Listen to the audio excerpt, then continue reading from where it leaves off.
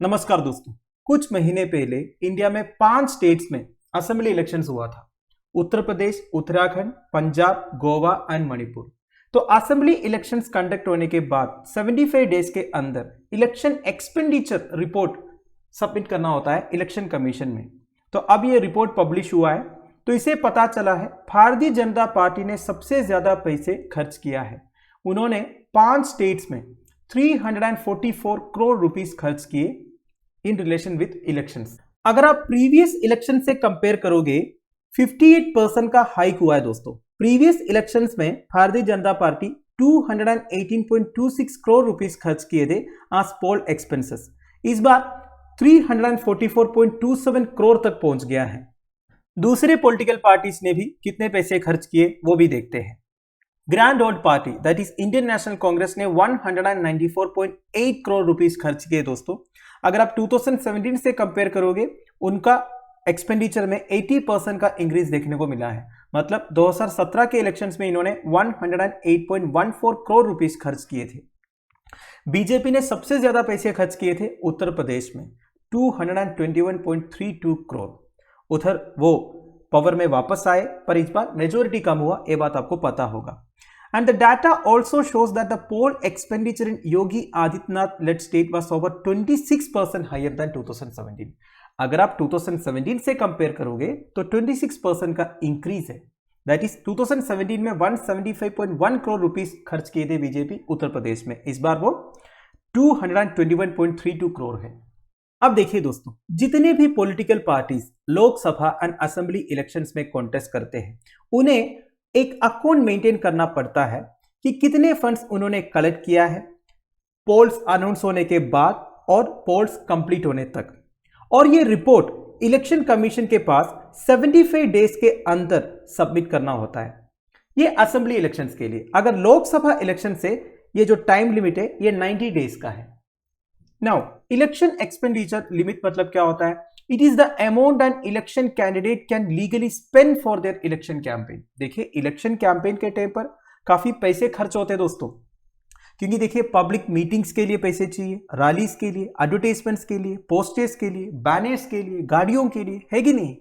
तो एक एक कैंडिडेट कितने पैसे तक इन सारे पर्पस के लिए खर्च कर सकता है, इसका एक लिमिट है दोस्तों। वो क्या है मैं आपको आगे बताऊंगा। तो representation of the people act 1951 का सेक्शन 77 के अंडर सारे कैंडिडेट को एक separate and correct account maintain करना है, कितने पैसे उन्होंने खर्च किए हैं जब से वो नॉमिनेट हुआ इलेक्शंस के लिए और डिक्लेरेशन ऑफ द रिजल्ट तक। समझ रहे हो ना? जब एक कैंडिडेट अपना नॉमिनेशन फाइल करते हैं तब से लेके जब तक डिक्लेरेशन ऑफ द रिजल्ट होता है तब तक कितने पैसे उन्होंने खर्च किए इन रिलेशन टू इलेक्शंस, उसका एक अकाउंट मेंटेन करना पड़ेगा under section 77 of the RPA act 1951।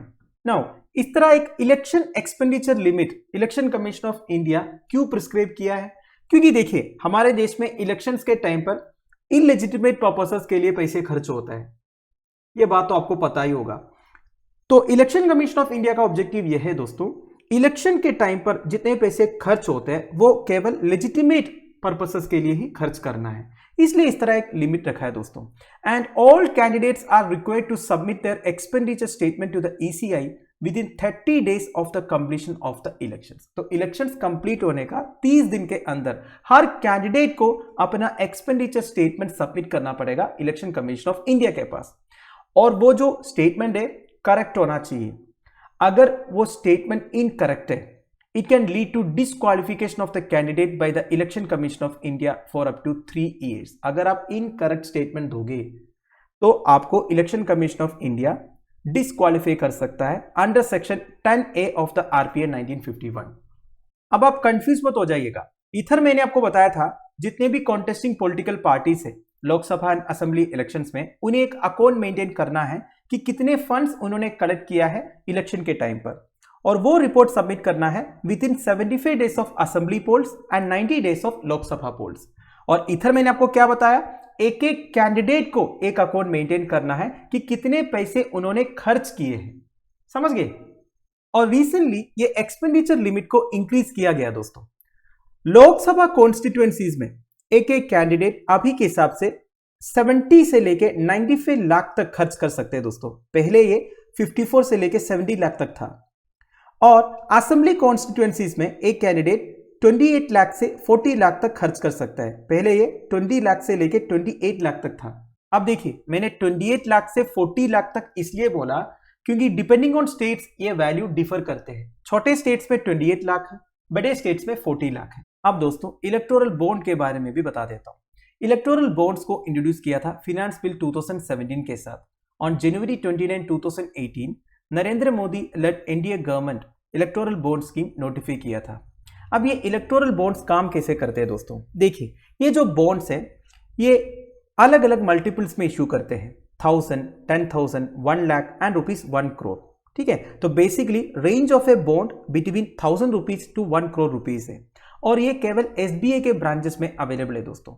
मान लीजिए मुझे कोई भी एक पॉलिटिकल पार्टी को 10,000 रुपीज डोनेट करना है, तो मैं बाई कैश पॉलिटिकल पार्टीज को दे नहीं सकता एज पर द लॉ। तो मुझे क्या करना पड़ेगा, कोई भी एक एसबीआई ब्रांच में जाके 10,000 का एक बॉन्ड खरीदना पड़ेगा या फिर 1000 का 10 बॉन्ड खरीद लो। तो वो बॉन्ड खरीद के मुझे पॉलिटिकल पार्टीज को देना पड़ेगा। फिर वो पॉलिटिकल पार्टी एसबीआई का ब्रांच में जाके उस बॉन्ड को एनकैश करते हैं, मतलब पैसे में बदल देते हैं। तो इससे क्या होगा दोस्तों, एक एक पॉलिटिकल पार्टी कितने फंड्स रिसीव करते हैं इसमें एक अकाउंटेबिलिटी होगा। जब से ये इलेक्टोरल बॉन्ड स्कीम शुरू हुआ है दोस्तों, तब से अब तक पॉलिटिकल पार्टीज 10,000 करोड़ से ज्यादा फंडिंग रिसीव किया है इलेक्टोरल बॉन्ड के थ्रू। वैसे 2 दिन पहले हमने एक न्यूज डिस्कस किया था, election commission of India seeks restrictions on cash donations to political parties writes to government. ये हमने डेली न्यूज में भी डिस्कस किया था। इसका मतलब क्या है ना, अभी के हिसाब से कोई भी पॉलिटिकल पार्टी को अगर 20,000 से ज्यादा कैश डोनेशन मिलता है एक इंडिविजुअल से, तो वो इलेक्शन कमीशन ऑफ इंडिया को रिपोर्ट करना होता है। इसका मतलब यह है अगर 20,000 से कम है, 19,999 रिसीव हो रहा है, तो वो रिपोर्ट करने की जरूरत नहीं। तो इलेक्शन कमीशन ऑफ इंडिया ने गवर्नमेंट को एक लेटर लिखा है, ये 20,000 को 2,000 तक करना है, क्योंकि देखिए 20,000 भी एक बहुत बड़ा अमाउंट होता है। तो इलेक्शंस में ब्लैक मनी सर्कुलेशन जो होता है दोस्तों, उसे प्रिवेंट करने के लिए election commission of India government को ये सजेशन दिया है। अगर गवर्नमेंट इस सजेशन को अप्रूव करते हैं तो 2000 से ज्यादा जितने भी कैश डोनेशंस मिलेंगे पॉलिटिकल पार्टीज को, वो रिपोर्ट करना होगा इलेक्शन कमीशन ऑफ इंडिया। तो दोस्तों दैट्स इट। देखिए, पॉलिटिकल पार्टीज को अगर पैसे रिसीव करना है कहीं से, उनके पास 100 और तरीके हैं। उनके लिए ये इलेक्टोरल बॉन्ड स्कीम या फिर इलेक्शन कमीशन ऑफ इंडिया के रेस्ट्रिक्शंस, ये सबसे कोई फर्क नहीं पड़ता। This is a sad truth. आपको क्या लगता है, ये जो 344 करोड़ रुपीस बीजेपी ने जो सबमिट किया इलेक्शन कमीशन ऑफ इंडिया में, ये 100% सच है? बिल्कुल नहीं हो सकता। इससे कम से कम डबल ट्रिपल अमाउंट इन्होंने रिसीव किया होगा। मैं केवल बीजेपी की बात नहीं कर रहा हूं, और भी पॉलिटिकल पार्टीज को इससे ज्यादा पैसे मिले होंगे। अगर पैसे ही नहीं, सर्विसेज रिसीव किए होंगे, एसेट्स रिसीव किए होंगे। अब पैसे में ही सब कुछ थोड़ी आता है कि नहीं? और एक बात मैं आपको बता देता हूं, एफसीआरए रेगुलेशन के बारे में आपको मालूम होगा, फॉरेन कंट्रीब्यूशन रेगुलेशन एक्ट। इसके हिसाब से कोई भी political parties foreign donations receive नहीं कर सकते, मतलब इंडिया के बाहर से डोनेशंस रिसीव नहीं कर सकते। पर इसमें भी कुछ क्लोज ऐड किया गया दोस्तों, करीब 2-3 साल पहले। वो ये है, अगर कोई फॉरेन कंपनी का इंडियन सब्सिडरी है, उनसे वो पैसे रिसीव कर सकता है। और अगर कोई ऐसा फॉरेन कंपनी जिसमें इंडियंस का शेयर है मिनिमम 50%, उनसे भी पैसे रिसीव कर सकता है। अब तो इजी हो गया। तो ऐसे भी पॉलिटिकल पार्टीज आजकल पैसे फॉरेन से रिसीव करते हैं। तो आप समझ रहे हो ना मैं क्या बोल रहा हूं? इनके पास 100 और तरीके हैं दोस्तों पैसे रिसीव करने के लिए। कोई भी रेगुलेशन से उनको कोई फर्क नहीं पड़ता। अगर कोई रेगुलेशन से फर्क पड़ता है तो वो रेगुलेशन को ही चेंज कर देते हैं। तो आई होप आपको वीडियो इन्फॉर्मेटिव लगा होगा। इस बारे में आपका क्या ओपिनियन है, आप मुझे कमेंट बॉक्स में बता दीजिएगा। Thank you for watching. Bye bye, have a nice day.